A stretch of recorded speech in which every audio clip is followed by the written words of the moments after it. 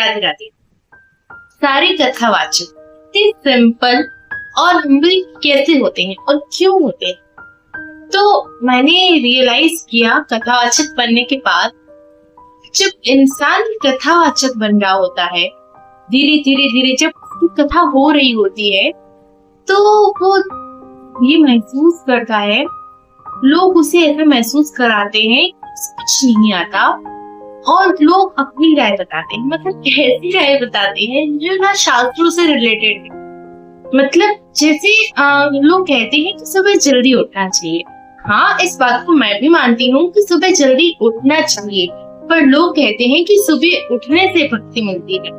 तो देखिए, सुबह उठने से भक्ति नहीं मिलती, बल्कि इंसान के अंदर जब भक्ति प्रवेश करती है तो सुबह ऑटोमेटिकली ही उठ जाती है। और भक्ति और सुबह उठने का कोई रिलेशन ही नहीं है, कोई संबंध भी नहीं है। सुबह उठने से अगर भगवान मिलते तो आज सब लोग भक्त हो। भक्ति तो एक हृदय का भाव है जो बाहर की चीजों से नहीं है। भक्ति हृदय से आती है, आपके पूर्व जन्मों के संस्कार से आती है। तो भक्ति को लोग बहुत ही सामान्य समझ लेते हैं। वो समझते हैं कि मटेरियलिस्टिक थिंकिंग करने से आपके अंदर भक्ति जागृत होगी, तो ऐसा नहीं है। भक्ति और सुबह उठने का कोई लेना देना नहीं है।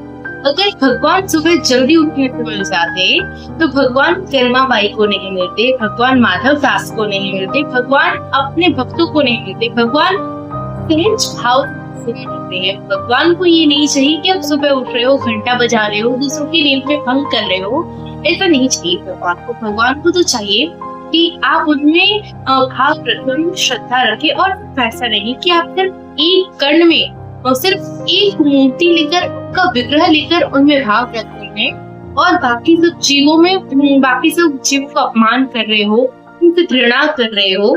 ऐसा नहीं, हर जीव में भगवान देखिए। सिया रामाय सच्चन जानी, करम प्रणाम ज्योति जगपानी, ऐसे किसने कहा है? बाबा तुलसीदास ने कहा। भगवान यदि सुबह जल्दी उठने से ही मिल जाते तो आज इस्कॉन वाले सारे लोग प्योर डिवोटी होते और आज भगवान के सबको दर्शन हो गए, लेकिन नहीं हुए। यही बात। दूसरा, लोग कहते हैं कि एक कथावाचक को हमेशा शांत रहना चाहिए, गंभीर रहना चाहिए। देखिए, मेरा मानना कुछ अलग है। हमेशा कथावाचक को गंभीरता रखनी चाहिए, पर कहाँ? व्यासपीठ पर बैठने के बाद, क्योंकि वहां पर आप नहीं बोल रहे हो, क्योंकि वहां पर आपकी मर्यादा नहीं है, पद की मर्यादा है, उसका मान रखना होता है। लेकिन डेली बेसिस पर जब आप घर पर हो, कहीं बाहर जा रहे हो, तो आप एक सिंपल इंसान की तरह रहना चाहिए, क्योंकि दिखावा करने से भगवान की प्राप्ति कभी नहीं हो सकती। भगवान की प्राप्ति हृदय से होती है, शुद्ध भाव से होती है, और गंभीर बनकर कोई फायदा नहीं। इससे आप अपने जीवन को नर्क की ओर ढकेल रहे हो, जीते जी जीवन को नर्क बना देते हो, जब आप बाहर से अपने आप को कुछ और दिखाना चाहते हो जो कि आप अंदर से हो ही नहीं। घर में हंसी मजाक कीजिए, जब आप बाहर निकले तो भी अपने नेचुरल सिंपल फॉर्म में निकले। ये नहीं कि दुपट्टा पहन दिया और आप निकल गए घर से बाहर कि हम कथावाचक नहीं, ऐसा नहीं होता। हाँ, प्रॉपर कपड़े पहनिए, लेकिन इसका मतलब ये नहीं है कि आप ऑल टाइम गंभीर बनकर फिरेंगे और लोगों से ये कहेंगे कि मैं कथावाचक नहीं। कथावाचक होने का ढिंढोरा नहीं करना है।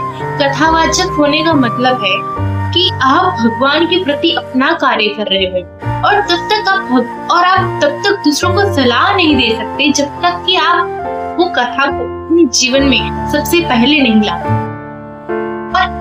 और एक इंसान ने तो मुझे ये तक कहा, मेरे एक रिलेटिव ने मुझे ये कहा कि भगवान शायद आपके पूर्व जन्म के संस्कार कम पड़ रहे हैं, इसलिए आप इतने प्रश्न पूछ रहे हो। तो मेरे गुरुजी ने बड़ा ही सुंदर हम लोग को समझाया है कि प्रश्न पूछनी चाहिए। जब तक आप प्रश्न नहीं पूछोगे तब तक आप सच में रिचुअल्स के बारे में अच्छे से नहीं जान पाओगे, उसका जो डीप मीनिंग है, उसका जो गूढ़ रहस्य है, उसे नहीं जान पाओगे। प्रश्न तो पूछने ही चाहिए, और जब आप बहुत ज्यादा प्रश्न पूछ लेते हो, आपके मन के सारे प्रश्न समाप्त हो जाते हैं, तो आप भगवान की तरफ और अच्छे से बढ़ पाते हो। प्रश्न पूछना कोई गलत बात नहीं है और इसका मतलब ये नहीं है कि सामने वाले इंसान में पूर्व जन्म के संस्कार कम है, ऐसा नहीं होता।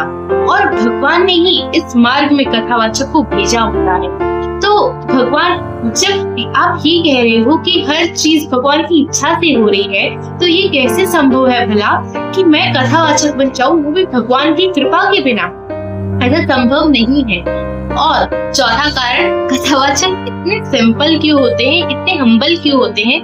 तो जब कथावाचक बन रहे होते हैं तो बहुत लोग उनको अपनी सलाह देते हैं, उनको सबकी सलाह माननी पड़ती है, ना चाहते हुए भी कभी कभी उनकी सलाह माननी पड़ती है। वो बहुत स्ट्रगल देखते हैं और इतना स्ट्रगल देख लेते हैं कि फिर आगे जाकर वो ये जान जाते हैं कि स्ट्रगल इंसान की लाइफ में कितना बड़ा रोल प्ले करता है। वो इतने घिस जाते हैं। जैसे एक हीरे को तपाया जाता है, उसी प्रकार कथावाचक बनने की जर्नी में उन्हें बहुत तपाया जाता है, बहुत स्ट्रगल फेस करनी पड़ती है।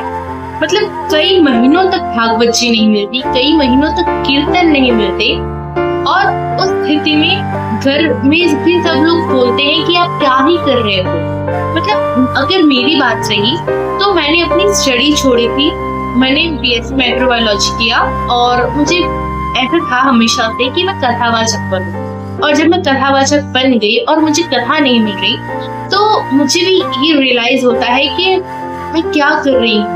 मतलब घर से भी ये चीज बोली जाती है कि आप क्या कर रहे हो, भगवान के लिए सब छोड़ा है। लेकिन तब हम सुनते हैं, ना चाहते हुए भी सुनते हैं। और फिर एक दिन ऐसा आता है जब भगवान सबके प्रश्नों पर उत्तर दे देता है। तो भगवान पर भरोसा रखना चाहिए। तो एक कथावाचक से ज्यादा भरोसा और किसी को भगवान पर नहीं हो सकता। इस कथावाचक की जिंदगी कैसी होती है कि वो अंधेरे में चल रहे हैं, उन्हें कुछ पता ही नहीं है कि आगे क्या होगा।